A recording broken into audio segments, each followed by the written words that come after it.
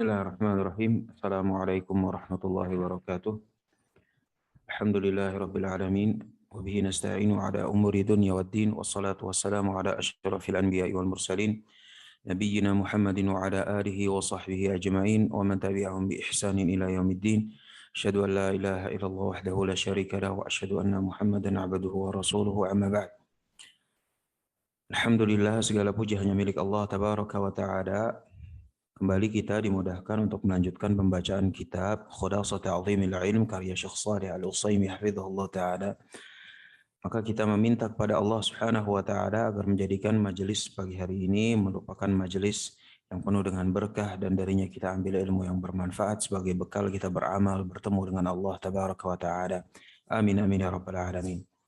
Dan insyaallah kita akan masuk kepada simpul yang ke-11, di mana ini merupakan simpul yang ke-11 dari simpul-simpul pengagungan ilmu, sebagaimana sudah disinggung pada pertemuan-pertemuan sebelumnya, bahwa simpul-simpul yang kita bahas ini adalah simpul yang dengannya seorang itu bisa sukses berjalan istiqomah di jalannya para penuntut ilmu. Dan simpul yang ke-11 yaitu terkait tentang muru'ah yang akan kita bahas. Semoga Allah Subhanahu wa taala mudahkan. Qala al-mu'allif rahimahullah taala al-ma'qidu hadi asyar, simpul yang ke-11, siyanatul ilmi amma yashin mimma yukhadiful muru'ah wa yakhrimuha, yaitu menjaga ilmu dari segala sesuatu yang bisa mencederainya. Apa itu yang bisa mencederainya?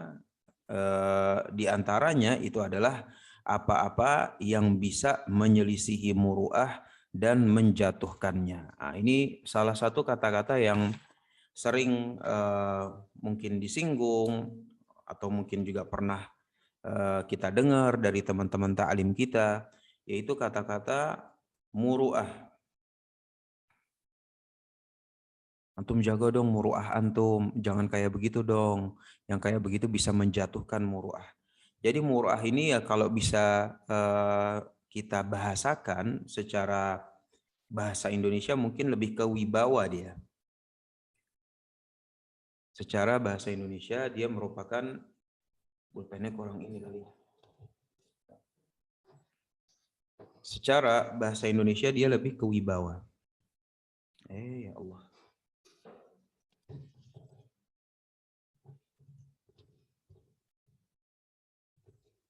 Nggak apa-apa. Secara bahasa Indonesia dia merupakan kewibawaan. Jadi adapun secara istilah maksudnya apa sih wibawanya? Itu wibawa di sini maksudnya apa? Kelihatan keren atau kelihatan gimana? Maka muru'ah itu mungkin aturan yang tak tertulis. Aturan tak tertulis lah. Aturan tak tertulis tentang kalau misalnya penuntut ilmu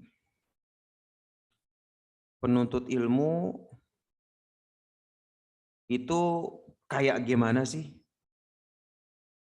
Kayak gimana sih? Gitu. Dalam artian begini, ketika misalnya penuntut ilmu itu contoh misalnya dengan cara dia berpakaian saja, misalnya dia ke masjid atau keluar dari rumahnya pakai pakaian singlet gitu. Tahu ya singlet ya? Ya kan, untuk ikhwan ya kan. Penuntut ilmu tapi kok pakai singlet plus celana pendek. Ya kan, celana pendeknya warnanya juga ngejreng gitu, warna pink, warna ungu gitu. Ada yang salah nggak gitu kan? Nah, ini kan dari segi penampilan saja, ini bukan penampilannya penuntut ilmu. Nah, ketika diselisihi aturan tak tertulis ini dengan memakai singlet atau pakai celana pendek, ini menjatuhkan muru'ah. Menjatuhkan wibawa penuntut ilmu tersebut. Nah, ini cuma gambaran sederhananya saja. Dan yang Anda bawakan di sini baru satu hal, yaitu dari cara berpakaian. Sedangkan muru'ah itu mencakup semuanya, dari cara berpakaian, dari nongkrongnya sama siapa, dari pembawaannya, dari tutur katanya. Nah, itu semuanya tergabung di dalam muru'ah, yaitu ya sebagaimana tadi sudah disinggung, ya kayak seperti aturan tak tertulis kalau penuntut ilmu itu harusnya itu seperti itu, idealnya seperti ini. Sehingga ketika keadaan ideal tersebut diselisihi, mungkin dari cara berpakaiannya diselisihi, cara dia bergaul juga diselisihi, maka yang seperti itu menjatuhkan muru'ah. Lalu memang kenapa kalau menjatuhkan muru'ah, Ustaz? Kalau misalnya menjatuhkan muru'ah atau kalau muru'ah itu tidak dijaga, maka itu adalah salah satu tanda dia tidak mengagungkan ilmu sebagaimana di sini kata penulis hafizahullah taala, dan akan kita baca. Qala al-muallif rahimahullah taala, "Man lam yasudil ilma lam yasunhu al-ilm." Kama qala Syafi'i. Barang siapa yang tidak melindungi ilmu, ilmu pun tidak akan melindunginya. Sebagaimana yang seperti ini diucapkan oleh Asy-Syafi'i. Dalam artian begini, ketika seseorang itu menisbatkan, antum menisbatkan sebagai apa? Santri gitu kan. Santri itu adalah talibul ilm, penuntut ilmu. Di sini ada ilmu nih. Ya kan ada kata-kata ilmu di sini. Di mana ilmu di sini bukan ilmu sembarangan, ini ilmu agama Allah Subhanahu wa taala. Ketika sudah disematkan, maka ini harus dijaga. Ya kan? Gelar ini dalam tanda kutip tentunya gelar penuntut ilmu ini harus dijaga, harus dirawat. Harus dirawat. Bukan berarti kita mau ria, enggak, tetapi memang karena ada sematan ilmu di sini, maka otomatis standar yang diekspektasi dari kita juga sudah mulai berbeda. Kapan yang seperti ini tidak diperhatikan, ya kan, kayak ustadz tapi pakai celana pendek apa segala macam, ustadz nongkrong di kafe sampai jam 1:30 pagi, yang kayak begini berarti dia sudah tidak menghormati ilmu lagi yang ada di semat pada dirinya. Makanya kata Syafi'i rahimahullah ta'ala, kalau ilmunya di sini saja dari sematannya sudah tidak dilindungi, maka ilmu pun tidak akan melindungi dia, dalam artian ilmu itu bisa-bisa hilang dari dirinya, waliyadzubillah. Qala hafizahullah ta'ala, wa man akhalla bil muru'ati bil wuqu'i fi ma yashinu faqad istakhaffa bil ilm. Ini sebagaimana yang tadi diucapkan, bahwa barang siapa yang mencederai muruahnya, ya kan, muruahnya itu enggak dijaga, ya muruahnya enggak dijaga, maka dia istakhaffa bil ilm, dia telah menganggap remeh, menganggap enteng permasalahan ilmu. Falam yu'azzimhu, dengan demikian dia juga belum mengagungkan ilmu. Sedangkan kita sama-sama tahu supaya bisa sukses menuntut ilmu dan berjalan istiqomah, maju terus di jalan penuntut ilmu, itu harus mengagungkan ilmu. Lah, kalau misalnya muruah nggak dijaga, itu namanya dia tidak atau belum mengagungkan ilmu, wa waqa'a fil batalah, dan dia telah jatuh kepada nggak serius dia dalam menuntut ilmunya. Nggak serius dia ketika dia bilang saya talibul ilm, saya penuntut ilmu, saya santri, ya kan, tetapi bagaimana dia nggak menjaga muruahnya, itu merupakan dua hal yang bertolak belakang. Nah, di sini ada poin penting nih yang selanjutnya disebutkan oleh penulis, di mana beliau hafizahullah taala bilang fatufdi bihil hal ila zawalismil ilmi anhu. Yang demikian itu bisa mengantarkan kepada hilangnya sematan ilmu kepada dia. Dalam artian kalau misalnya ustadz pakai celana pendek terus-terusan, lama-lama masyarakat akan bilang, itu mah bukan ustadz. Kan gitu ya. Atau misalnya seorang santri tapi misalnya mabok-mabokan. Ya kan, orang akan bilang, santri kok kayak gitu sih? Santri apaan nih? Santri keblenger atau kayak gimana? Lama-lama sematan ilmu, baik ya sematan ilmu sebagai penuntut ilmu kah, sebagai ustadz kah, sebagai penuntut ilmu kah, sebagai santri kah, itu nanti akan hilang dengan sendirinya. Kenapa? Karena dia sendiri yang nggak ngejaga. Dia sendiri yang tidak menjaga hal tersebut. Qala Wahb bin Munabbih, berkata Wahab ibnu Munabbih, dia bilang la yakunul battal minal hukama, bahwa orang yang nggak serius, banyak bercanda, banyak main-main, emang nggak boleh Ustaz main-main. Kan gitu kan? Ya kan, jadi muru'ah ini bukan cuma sekedar hal yang haram saja. Aturan tak tertulis di sini bukan cuma terbatas pada yang haram saja atau yang makruh saja. Bahkan ada hal-hal yang sifatnya mubah sekalipun, tetapi ketika ini dilakukan yang mubah, ini bisa menurunkan muru'ah. Menurunkan atau mencederai muru'ah. Mencederai muru'ah. Kayak kalau misalnya di zaman salaf, di antara yang mencederai muru'ah mereka itu adalah makan di pinggir jalan. Nah, makan di pinggir jalan pada zaman mereka itu merupakan salah satu aib. Dalam artian ketika seorang ahlul hadis atau seorang santri terlihat oleh manusia makan nongkrong di pinggir jalan saat itu, ya, kita nggak berbicara tentang saat ini. Saat itu ketika nongkrong di pinggir jalan sambil makan, itu udah termasuk hal yang mencederai muruahnya dia. Sehingga muruah ini memang, ya, kalau kita perhatikan, ya namanya kita santri, ya kita harus tahu diri lah gitu. Walaupun sesuatunya itu bukan haram atau bukan makruh, tetapi ada hal-hal yang memang harus kita jaga walaupun sifatnya itu mubah sekalipun. Sebagaimana di sini kata Wahab Ibnu Munabbih bahwa orang yang banyak main-main silahkan aja. Ya kan? Main-main silahkan aja, yang asal permainannya nggak haram gitu kan.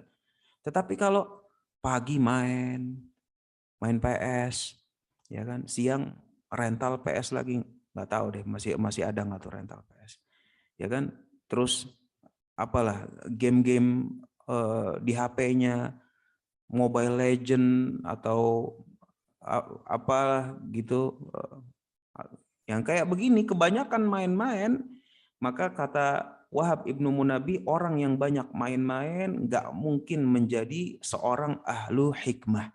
Gak mungkin dia menjadi seorang ulama. Nah, ini dari zaman dahulu nih Wahab Ibnu Munabbih rahimahullah taala. Dia bilang la yakunul battal, orang yang banyak main-mainnya nggak mungkin jadi ulama. Nggak mungkin jadi ulama. Walaupun main-mainnya, selama main-mainnya halal, ya berarti halal.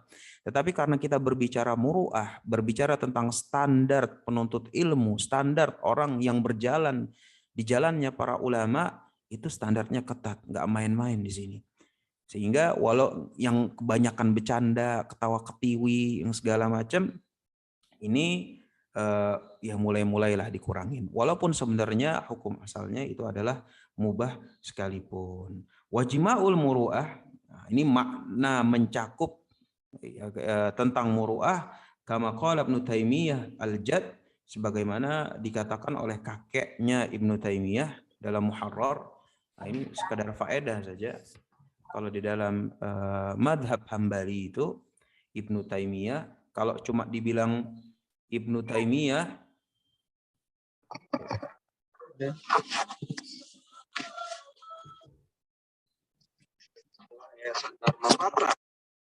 kalau misalnya disebut Ibnu Taimiyah doang, maka biasanya secara mutlak itu yang disebut Syekhul Islam. Tapi kalau misalnya kayak tadi nih di sini disebut, ya kan, di sini disebut Ibnu Taimiyah al-Jad, si kakek. Nah, kalau disebut si kakek, ya berarti kakeknya dari Ibnu Taimiyah. Kakeknya dari Ibnu Taimiyah, Abul Barakat, pengarang atau penulis Al-Muharrar. Nah, beliau bilang, jadi Ibnu Taimiyah rahimahullah taala itu dari keluarga ulama, ya. Kakeknya ulama, bapaknya ulama, pamannya ulama, sehingga menghasilkan seorang Syekhul Islam. Kama qala Ibnu Taimiyatul Jad, sebagaimana disebutkan oleh kakeknya Ibnu Taimiyah, di dalam Al-Muharrar, di dalam kitab Al-Muharrar, wa tabi'ahu hafiduhu fi ba'di fatawi, dan diikuti oleh cucunya di dalam beberapa fatwanya. Itu apa sih tentang muru'ah? Nah, dua-duanya bilang muru'ah itu adalah isti'malu ma yujammiluhu wa yazinuh wa tajannubu ma yudannisuhu wa yashinuh. Jadi segala hal yang memang bisa, jadi di sini sebutannya itu segala hal. Segala hal yang memang bisa bikin makin baik, ya kan? Ya, segala hal yang bisa bikin citra kita, ya mungkin citra gitu ya, citra atau wibawa kita. Segala hal yang bisa bikin citra atau wibawa kita makin baik, maka dilakukan. Dan segala hal yang bisa itu makin buruk, citra kita atau wibawa kita itu makin buruk, itu dijauhkan. Nah, inilah dia muru'ah. Kapan kita misalnya melakukan sesuatu itu justru bikin citra atau wibawa kita makin baik, nah itu berarti hendaknya dilakukan. Kalau bikin makin buruk, ya berarti dijauhkan. Nah, dari sini berarti seorang talibul ilm juga harus hati-hati dari riya. Karena yang kayak begini rentan. Pakai peci, ada riaknya tuh. Awas, hati-hati. Pakai baju koko kemana-mana. Awas, riak di situ. Ngantongin mushaf, ya kan, taruh mushaf di kantong. Awas. Awas riak di situ. Ya kan? Hati-hati dari riak. Tetapi tetap yang seperti ini harus dilakukan. Harus dilakukan, waspada dari riak. Waspada dari riya. Jadi ketika melakukannya bukan karena mau pamer, lihat dong, gue nih santri, gue nih udah hijrah, gue nih thalibul ilm yang serius. Antum mah apaan, ngaji cuma seminggu sekali, nggak ngafal, nggak apa, ada riya, ada ujub, awas, hati-hati. Yang kayak begini sering banget masuk ke dalam kolbunya para thalib. Ada rasa ujub gitu. Rasa ujub yang seperti ini hendaknya selalu kita waspadai. Ujub, riya, nah ini salah satu bagaimana pintu syaitan itu menggoda para tulab dan ulama. Jadi kalau misalnya orangnya orang awam, syaitan itu bisikinnya itu lewat maksiat, bisikinnya itu lewat syahwat. Tapi kalau misalnya orangnya bukan orang awam, penuntut ilmu maupun ulama, maka syaitan itu masuknya itu adalah lewat ujub maupun ar-riya waliyadzubillah. Jadi seperti itu muru'ah. Qila li Abi Muhammad Sufyan ibn Uyainah, dikatakan, yaitu ditanyakan kepada Sufyan ibn Uyainah rahimahullah taala, dikatakan kepada dia, qad istanbaqta minal Qur'an kulla syai' fa aina al-muru'ata fiha, aina al-muru'ata fihi, gitu.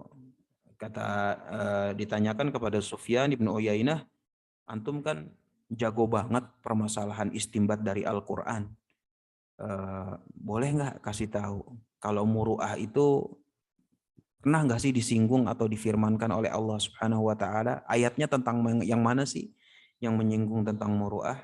Maka Sufyan ibn Uyainah pun menjawab, fi qaulihi ta'ala, dalam firman Allah Subhanahu wa taala, khudil afwa wa'mur bil urfi wa a'rid 'anil jahilin. Yaitu maafkanlah,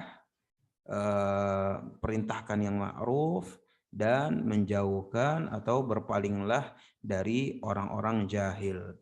Maka kata Sufyan ibn Uyainah, fafihi, maka di situ ada permasalahan al-muru'ah wa husnul adab, adab yang baik, wa makarimu al-akhlaq, dan juga akhlak yang mulia. Kemudian setelah itu di sini penulis atau Syekh Shalih Al-Utsaimin hafizahullah taala itu menyebutkan beberapa contoh-contoh yang sehendaknya dipegang terus oleh seorang penuntut ilmu, di mana beliau bilang, wa min alzami adabin nafsi lit-talib, dan di antara adab yang harus senantiasa ada pada penuntut ilmu itu adalah tahallihi bil muru'ah. Hendaknya dia senantiasa berhias dengan muru'ah. Jadi muru'ah itu harus dijaga terus. Jangan sembarangan. Cara berpakaiannya dilihat. Kalau udah nongkrong malam-malam, hindarin. Walaupun sama teman-teman, walaupun cuma ngopi. Tetapi namanya penuntut ilmu, iya, antum nongkrong sampai setengah 12 malam. Kaif hafalannya, kaif mutola'atul kitab, baca-baca kitabnya, kaif murojaahnya. Gimana nongkrong sampai setengah 12, kadang sampai setengah 1, setengah 2, yang kayak begini, ya kan? Nah, yang seperti itu walaupun mubah saja, tetapi yang seperti ini mulai dikurang-kurangin. Cara berbicara kita kepada orang lain juga mulai diperhatikan, adabnya, adab berpakaian. Ya kan, kalau memang bisa pakai baju koko, pakai baju koko. Kalau misalnya pakai baju thawb yang jubah, pakai jubah gitu. Tapi kalau misalnya nggak bisa sekalipun, ya berpakaianlah yang sopan. Ya kan, jangan sampai berpakaiannya ya apa, misalnya pakaiannya artis-artis Korea gitu, ketat, ya kan, kayak gimana. Yang kayak gini menjatuhkan muruah sebagai santri. Menjatuhkan muruah sebagai santri. Dan sedangkan seorang santri itu hendaknya, sepatutnya itu justru dia berhias diri dengan menjaga muruahnya. Afwan, menjaga muruahnya. Wa ma yahmilu 'alaiha, dan segala macam yang terkait tentang muruah. Wa tanakkubuhu khawarimah allati tukhillu biha, dan dia harus hati-hati dengan segala sesuatu. Segala sesuatu yang apa? Yang bisa menjatuhkan citranya, yang bisa menjatuhkan wibawa dirinya. Seperti apa? Kahalqi lihyatihi. Seperti mencukur habis jenggotnya. Nah, jadi di sini kata penulis rahimahullah taala, ya, sebagaimana kehalq, halq itu ya kalau dalam bahasa Arab itu adalah ngebotakin gitu. Karena bahasa Indonesia juga terbatas. Nah, ngebotakin itu bahasa Arabnya halq. Jadi kalau jenggot dibotakin dalam artian dicukur habis, ini menjatuhkan muruah. Menjatuhkan muruah. Mau di mana-mana juga yang namanya ustadz, ya at least ada jenggotnya dikit deh. Ya kan? Ya kalau misalnya orang kita udah pelihara jenggot terus ke mall atau ke pasar atau kemana, orang ngelihatnya, wah ini minimal remaja masjid ini. Minimal orang masjid deh. Ya kan? Kenapa? Karena itu kan identitas. Tentunya bagi yang laki-laki. Sehingga kalau misalnya dicukur habis, maka ini menjatuhkan muruahnya dia. Au kathratil tifati fit thariq, atau matanya jelalatan ketika jalan. Kef santri tapi tengok sana, tengok sini. Mau yang akhwat ditengokin, yang jilbab pendek ditengokin, yang nggak pakai jilbab ditengokin, yang pakai rok mini ditengokin, yang pakai bajunya nggak pakai lengan ditengokin, tengok sana, tengok kiri, ya kan? Lah gimana santri kayak begini? Bukannya menundukkan pandangan, dia malah tengok kanan, tengok kiri yang seperti itu. Nah, ini menjatuhkan muruah. Kebanyakan tengok-tengok, cuci mata gitu kalau orang zaman sekarang. Cuci mata ini menjatuhkan muruah, mencederai muruahnya seorang santri. Au maddi rijlaini fi majma'in nas min ghairi hajatin wala daruratin da'iyah. Nah, ini termasuk yang tadi Ana bilang, sesuatu yang mubah sekalipun kadang bisa menjatuhkan muruah. Dari cara duduk, ya kan? Kalau misalnya ya di Saudi sana, kalau duduknya itu selonjor, ya kan, kakinya diselonjorin gitu, maka biasanya itu harus ada hajat. Harus ada hajat atau ada kebutuhan lah. Ada kebutuhan. Kalau misalnya pelajarannya kadang ada pelajaran itu yang diampu gitu sama masyayikh seharian, dari pagi habis subuh sampai zuhur, kemudian istirahat sebentar, nanti habis asar nyambung lagi sampai habis isya. Yang kayak begitu, kalau misalnya kita duduk di pelajaran masyayikh yang seperti itu, duduknya kan kita bersila nih. Duduk bersila, ya mau nggak mau kalau duduknya kelamaan pasti semutan. Nah, kalau ketika udah semutan, kakinya diselonjorin, nah orang nggak apa-apa, nggak masalah gitu. Tetapi kalau misalnya nggak ada hajat, nggak ada kebutuhan, terus dia duduk selonjor di tengah banyak orang, ada orang-orang di sekitar dia, maka ini termasuk menjatuhkan muruah. Ya sama kayak misalnya kebiasaan orang Jawa itu, kalau misalnya ada orang yang ngomong di depan kita, terus kita kakinya kita arahin ke dia, nggak sopan katanya. Kayaknya bukan Jawa aja deh, tapi memang di sini budaya ketimuran sekalipun, ketika kakinya diselonjorin ke orang lain, itu kan nggak sopan. Itu nggak sopan. Emang hukumnya haram? Hukumnya sih mubah-mubah aja, nggak ada masalah. Silakan diselonjorin.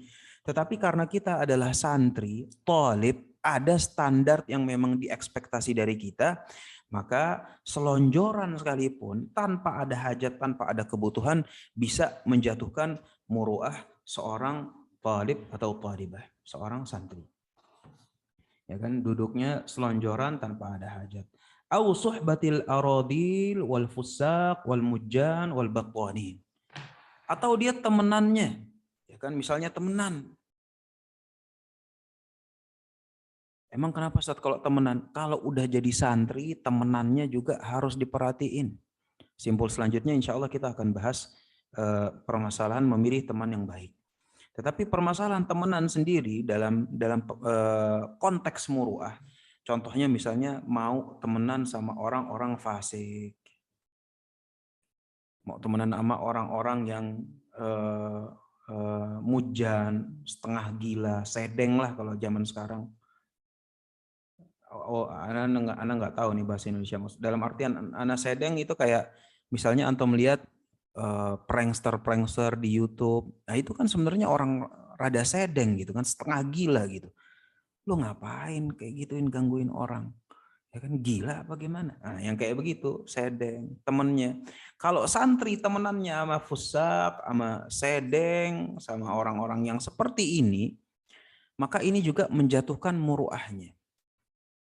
Bukan berarti kita meninggalkan mereka supaya nggak berdakwah ke mereka, berdakwah lanjut. Itu satu hal. Gitu. Tapi kalau misalnya temenan, seorang santri temenannya sama siapa? Temenannya sama pemabok, temenannya sama pezina, temenannya sama penyanyi, temenannya sama artis, temenannya sama YouTuber. Nah, emang nggak boleh Ustaz temenan sama dia? Boleh. Kenalan aja nggak apa-apa, nggak masalah. Tapi kalau udah dijadiin teman, ya kan di Instagram ada fotonya dia, ya kan tiap hari antum kelihatannya juga sama dia. Sedangkan dia itu, teman antum itu diketahui sebagai orang-orang yang fasik, orang-orang yang batolin, bukan santri, maka yang seperti ini merupakan aib, merupakan aib. Aib bagi seorang santri. Au musara'ati al-ahdathi was-sighar, atau berantem sama anak kecil. Nah, ini kalau berantem sama anak kecil ini juga sama menjatuhkan wibawa atau menjatuhkan muruah seorang insan. Ya, kita sama-sama malu lah berantem sama anak kecil. Ya kan malu. Berantem aja di tengah masyarakat itu udah malu. Terus kalau misalnya lawannya nggak sepantaran, anak kecil lagi yang antum pilih. Ya Allah, malu banget, itu kan bikin malu.